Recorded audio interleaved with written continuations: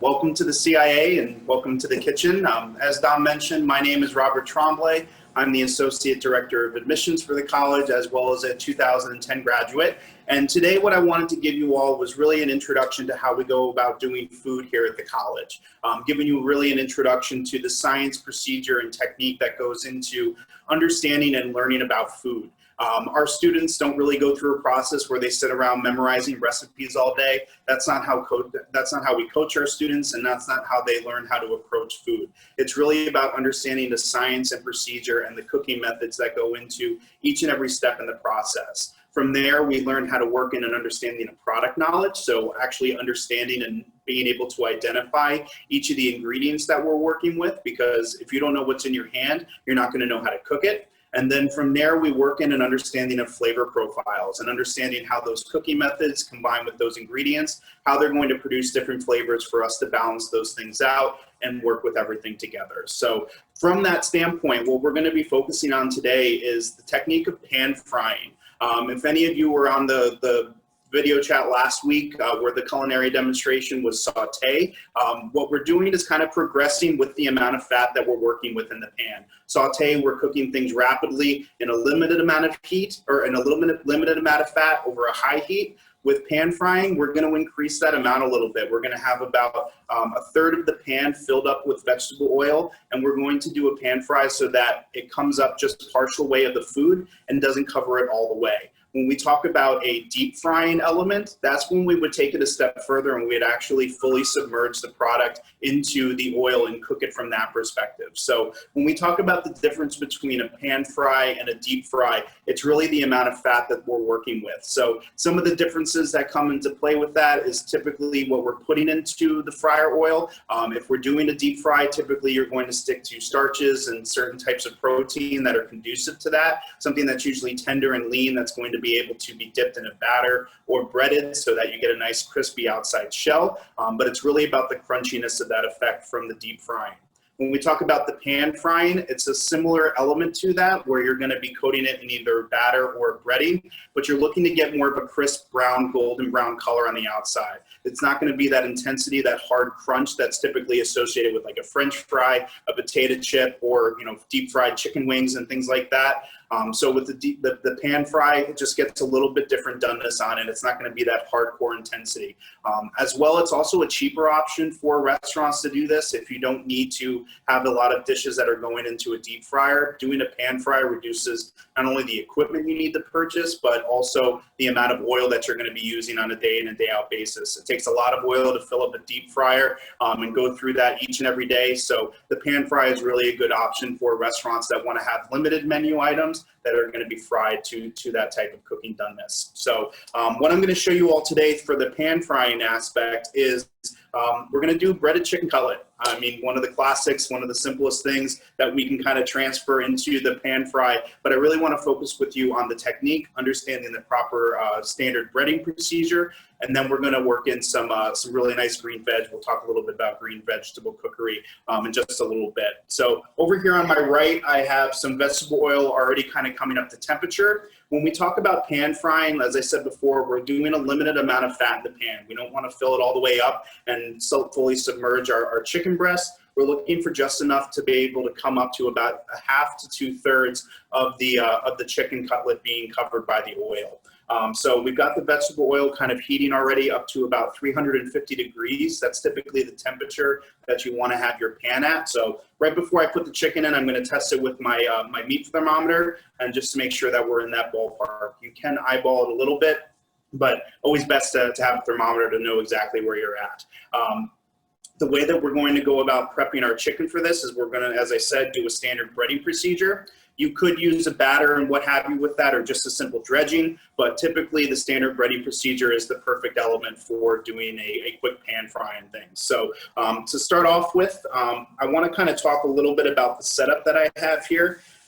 On my left, I have our dredging flour, which I've got some seasoning in there, which is what I'm going to be putting onto our chicken. We have our egg wash, which is really just 2 eggs mixed with some heavy cream and seasoned with salt and pepper. You really just want to get it to the point where you can emulsify that egg into the cream. Now, a lot of places won't put heavy cream into their egg wash, but this is CIA. We like to put flavor in every step of the process. So using heavy cream is an expensive option, but it really does have a huge effect on the overall flavor quality of your chicken cutlets. And then we just have some standard breadcrumb over here. You can go about making your own breadcrumb if you wanted to. It's literally just stale bread that's run through a Robocoup, or you can dice it up by hand if you want to, a food processor, what have you. But I'm going to season that up a little bit with some salt and pepper and a little bit of our cayenne and paprika mixture that I have over here. But most important is understanding the flow of things. As you can see, they're all in a line and they're working towards where we're going to be cooking our ingredients. In the kitchen, you want to work smart, not hard. So when we think about the breading procedure, it can tend to get a little bit messy. So the whole idea is to take the raw product and get it closer to the cooking surface. So that's why I have everything set up the way that I do, so that we can work with our food, have it ready to go right next to our burner, and then we're ready to take on the frying element from there. So want to make sure that you utilize both hands in the process, so that way you can keep one hand clean and get one hand dirty. It's an important part of that because you don't want your hands to get covered and gloppy and become a huge mess.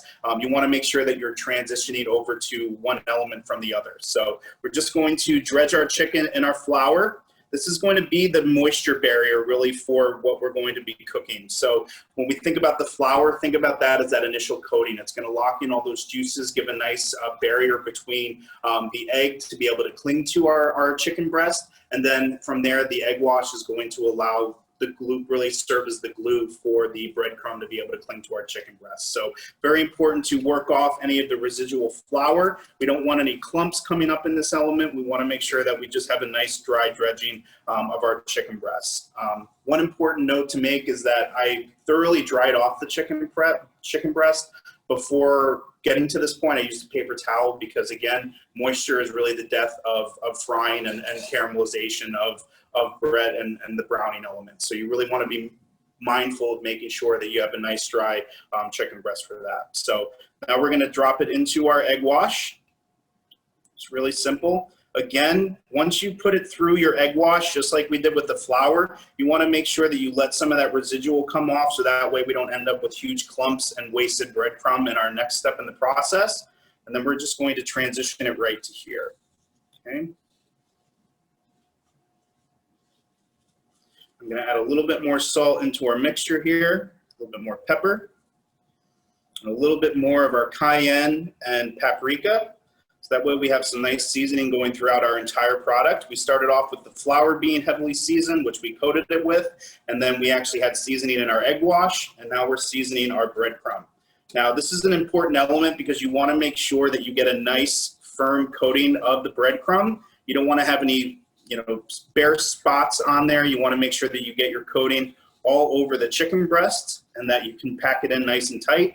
And then again, you always want to toss off that residual excess, so that way you don't have anything breaking off into your oil, so that way you get a little bit longer use out of it. The longer that you let food sit in your fryer oil or your pan frying oil, the greater chance that it's going to start to scald and turn black and brown. So we're going to clean up our station really quickly here.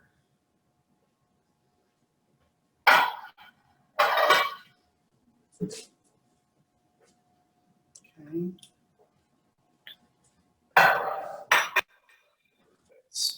Now I'm going to do a quick sanitation job here. Since we work with chicken, sanitizing is a very important part of the process. Something that we learned very early on here at CIA is food safety. And not only that, but personal hygiene, food hygiene, all those things come into play when we work with food, because your station is really the mark of the quality of your abilities to cook. In so many ways, it talks about your organization skills and all those types of things. So making sure that your workstation is clean and orderly is a very important part of the process. So what we're going to do next is we're going to check the oil and see where we're at in terms of our temperature.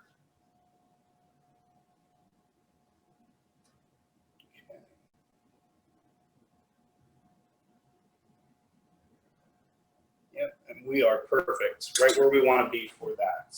So most important thing is to make sure that you kind of start your oil at a point where your pan isn't on full blast. You don't want it on high, because the moment that we put our chicken breast into the oil, it's going to dramatically reduce the temperature that's in the pan. So we want to have that ability to increase our heat a little bit, so that way we can maintain our temperature in our pan. So Peyton, if you want to come around to this side, we'll show everybody as we put in our chicken. I'm going to put on another glove just for sanitation's sake.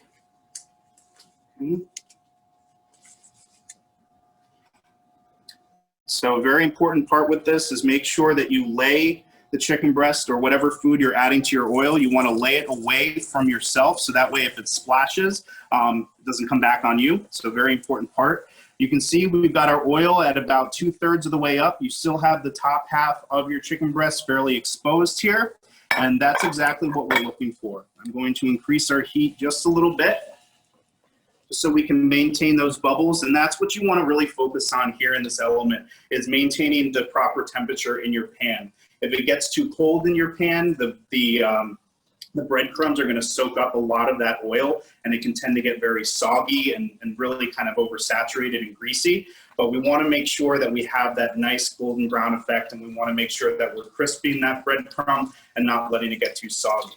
Now, one of the key elements that we're getting from this cooking process is obviously the cooking of the oil is going to help flavor it, but we're also generating heat from the bottom of the pan. So that's what's going to allow us to actually cook the food itself. So you're going to get some caramelization on the underside, get some nice browning effects, and then the oil is going to continue to cook it. And so this cooking process can happen very quickly. So one of the most important elements that you'll learn from pan frying is you want to have some kind of constant motion with what you're making. You want to be able to generate some nice crystallization on your sugars, and you can see that we're already generating some nice golden brown color here. You can see how quickly that happened. So very important, we want to monitor that heat and continue to work with it. Now, that tossing back and forth of the oil, working it back and forth, will really gets the oil into those nooks and crannies, and it makes it really start to glisten. That's where you really get that flavor of love element coming into your chicken breast. It's really all about getting that nice golden brown finish. So this is going to come up very quickly here. Perfect. We got both sides perfectly browned, and so I pounded it out a little bit before we got going. So that way it was nice and thin and uniform. So that way we get a nice quick cook on the chicken breast itself. And so what I'm going to do now is I'm going to take this over to our resting tray here. So it's just a pan that's got a roasting rack there. So that's going to allow that excess oil to drip off of it. And you can see how quickly that went. So that's one thing that we love about pan frying in the kitchen, is that it's a very quick cooking method, and it really allows us to get a nice caramelization and a nice browning on our chicken in a short amount of time. So we're going to let that rest for a little bit as we jump into our next segment. So what we're going to be making for our green vegetable today is called Brussels sprouts. Now, Brussels sprouts, I know sounds like a scary thing. Growing up, for whatever reason, Brussels sprouts really got a bad name and kind of got a bad rap.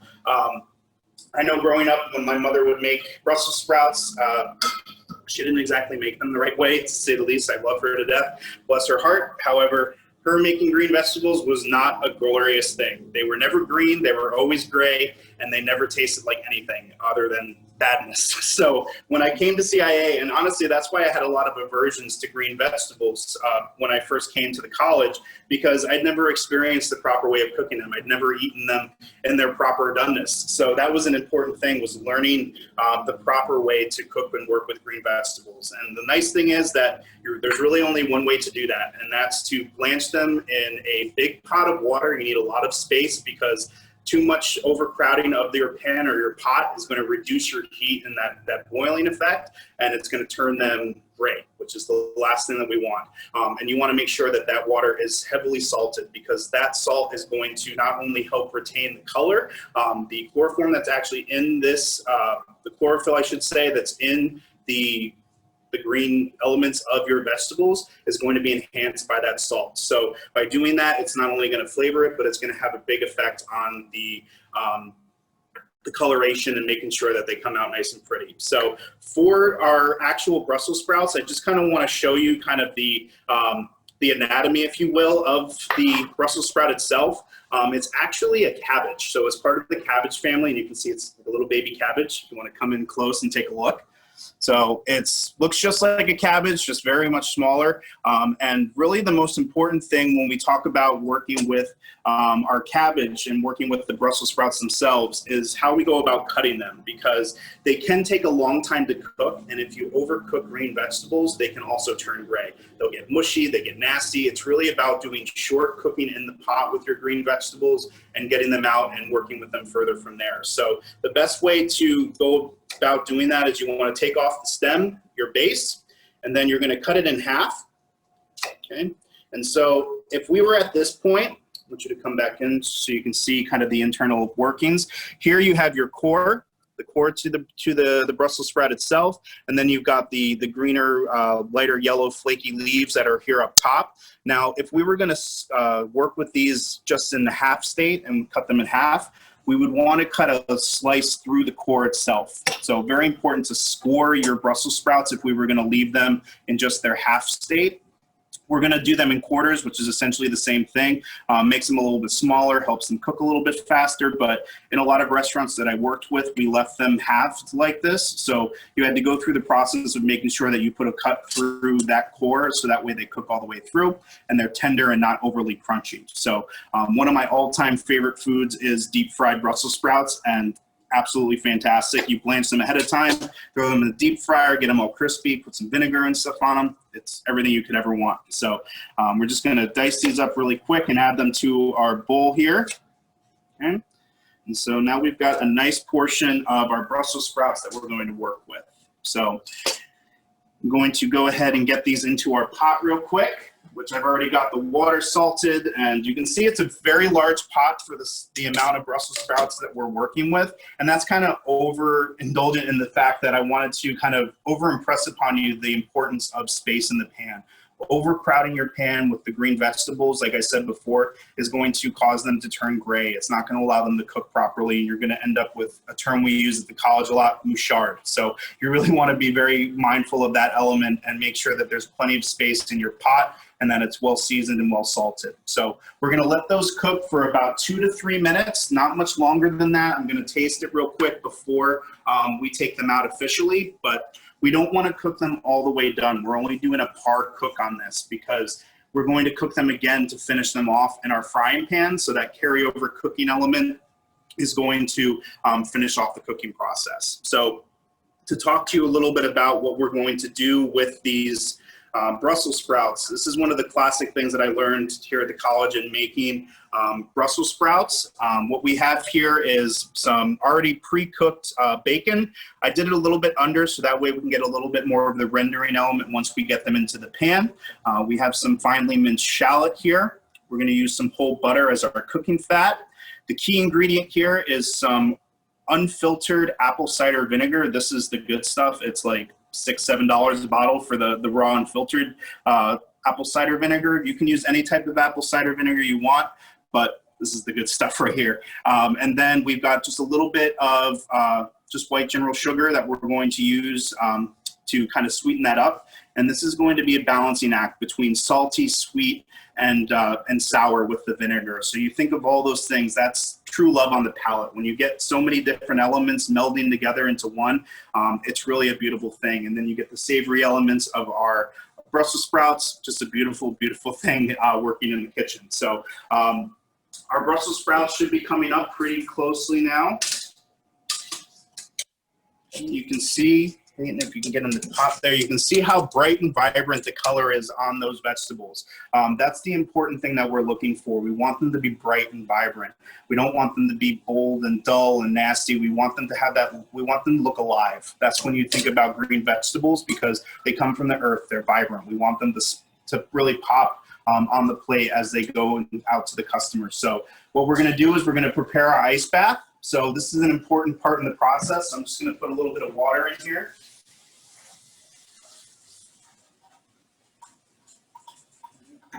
And I'm actually going to season our ice bath a little bit here because we don't want to just throw our cooked vegetables into bland, unsalted water. That's going to pull out a lot of the flavor that we incorporated already. So just a little bit of seasoning there. What we're going to do now is we're going to shock these. And what we're doing in this process is immediately stopping the cooking process. It's going to lock in that coloration.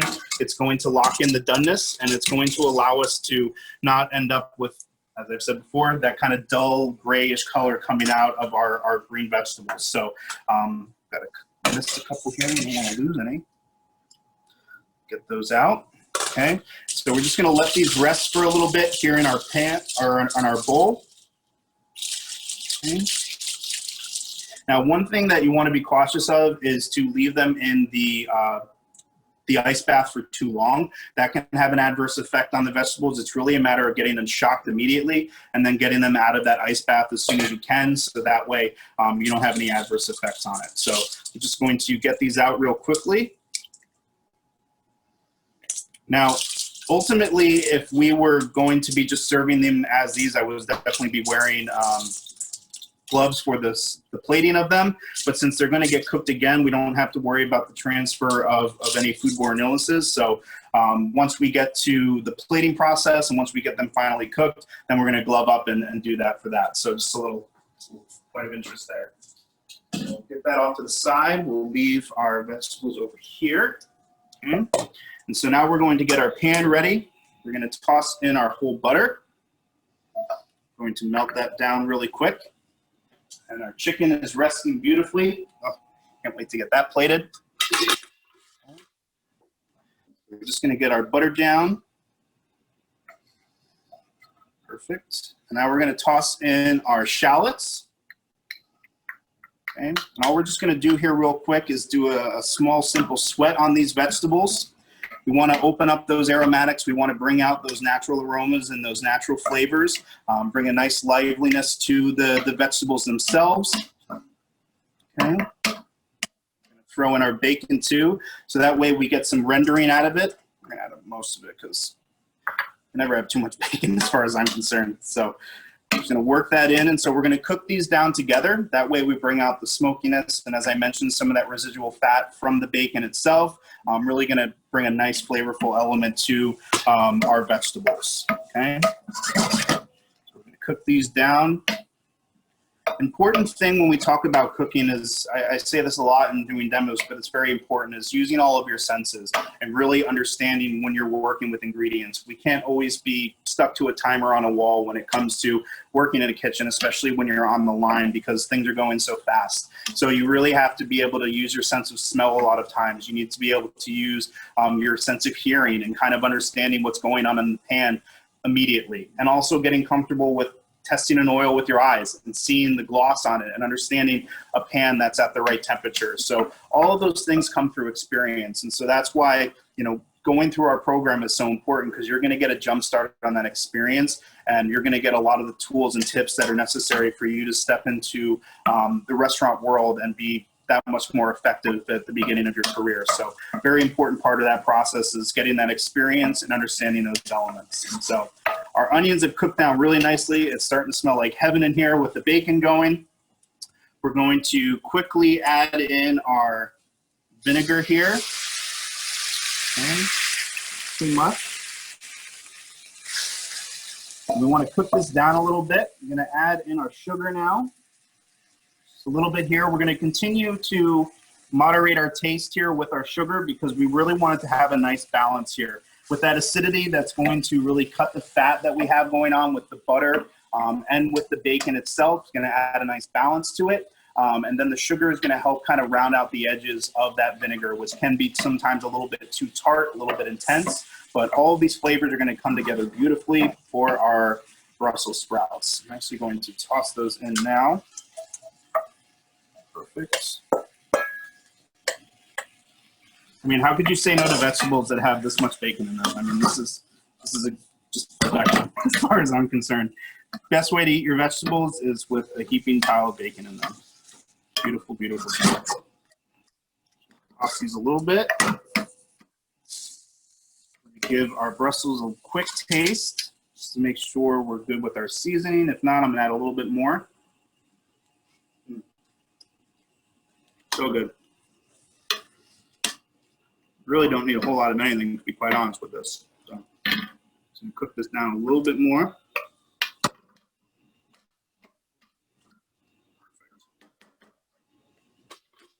I'm going to clean up my station a little bit here. Get ready for our plating.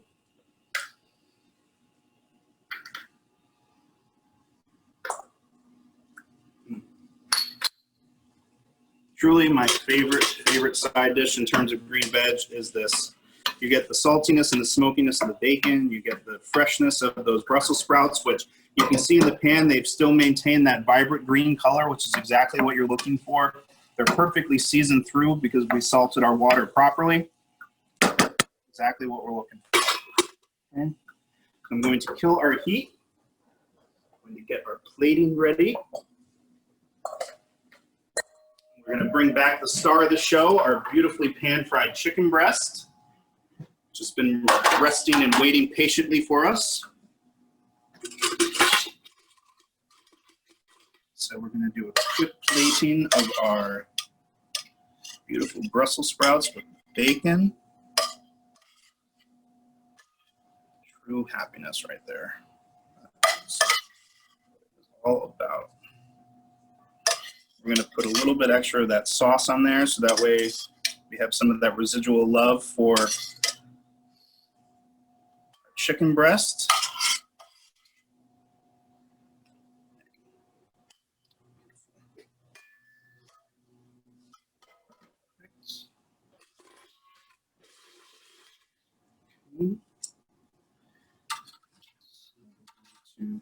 So I'm going to glove up so we can put a nice placement of our chicken.